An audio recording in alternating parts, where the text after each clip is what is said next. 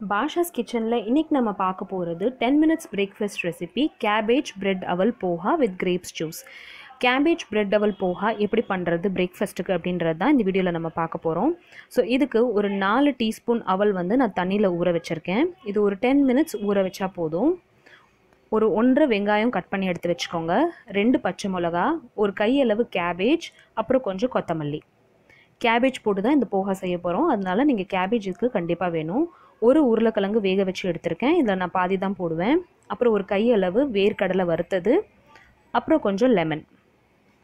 2 wheat bread slices வந்து எடுத்து வச்சிருக்கேன். அதுவும் தான் இதல நம்ம சேர்த்துக்க போறோம். சோ இந்த பிரேக்ஃபாஸ்ட் ரெசிபி நிறைய பேர் வந்து பிரேக்ஃபாஸ்ட் ரெசிபி வேணும் அப்படினு போல் பண்ணியிருந்தீங்க, வோட் பண்ணியிருந்தீங்க.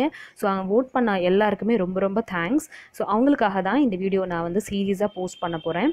சோ இது மாதிரி ஒரு 5 to 6 பிரேக்ஃபாஸ்ட் ரெசிபீஸ் நான் ரெடி பண்ணி வச்சிருக்கேன். சோ உங்களுக்கு அப்கமிங் வீக்ல ஒவ்வொண்ணா நான் உங்களுக்காக போஸ்ட் பண்றேன்.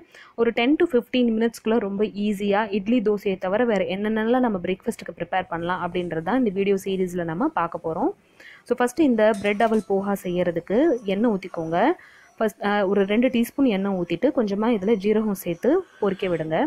ஜீரகம் கொஞ்சம் வறுந்ததுக்கு அப்புறமா இதல நறுக்கி எடுத்து வச்சிருக்கிற வெங்காயத்தை சேர்த்துக்கோங்க. ஒரு 1.5 வெங்காயம் மீடியம் சைஸ்க்கு நான் இங்க நறுக்கி எடுத்து வச்சிருக்கேன். கொஞ்சம் பச்சை மிளகாய் இதல சேர்த்துக்கோங்க. 2 பேருக்கு இது prepare பண்றேன் அப்படின்றதுனால ஒரு 4 டீஸ்பூன் அவல் தான் வந்து நான் ஊற வச்சிருக்கேன். நிறைய பேர் இருந்தாங்க அப்படினா அதுக்கு ஏத்தாப்புல நீங்க இத டபுள் பண்ணிக்கலாம்.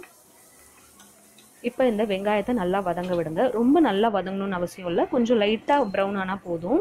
இப்போ இதல வறுத்த இந்த வேர்க்கடலையை சேர்த்துக்கலாம். வேர்க்கடலை வந்து இந்த போஹாக்கு நல்ல டேஸ்ட் கொடுக்கும்.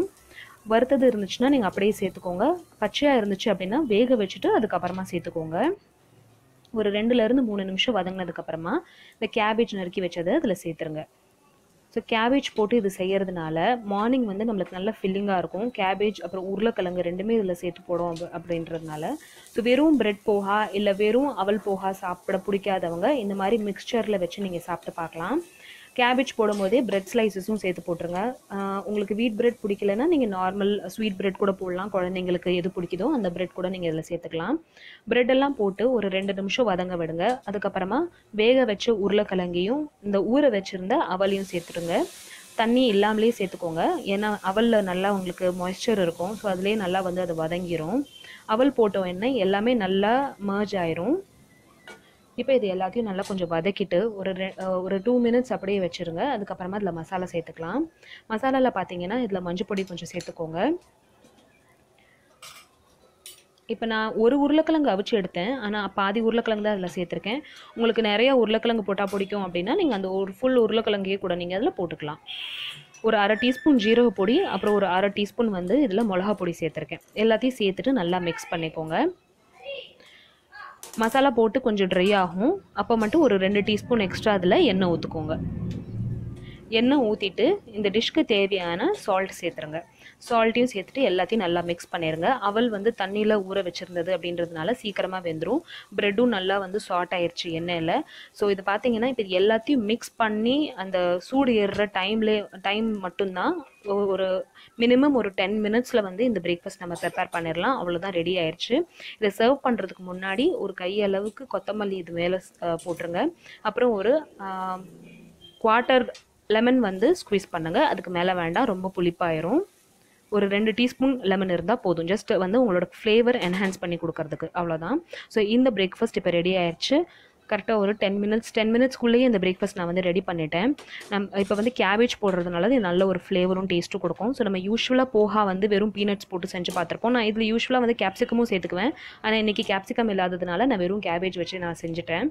சோ இது ஒரு சூப்பரான 10 மினிட்ஸ் குயிக் ரெசிபி தான். கண்டிப்பா உங்க வீட்ல இருக்கிற எல்லாருக்கும் செஞ்சு கொடுங்க. and உங்களுக்கு இந்த ரெசிபி எப்படி வந்துச்சு அப்படின்றது சொல்லுங்க.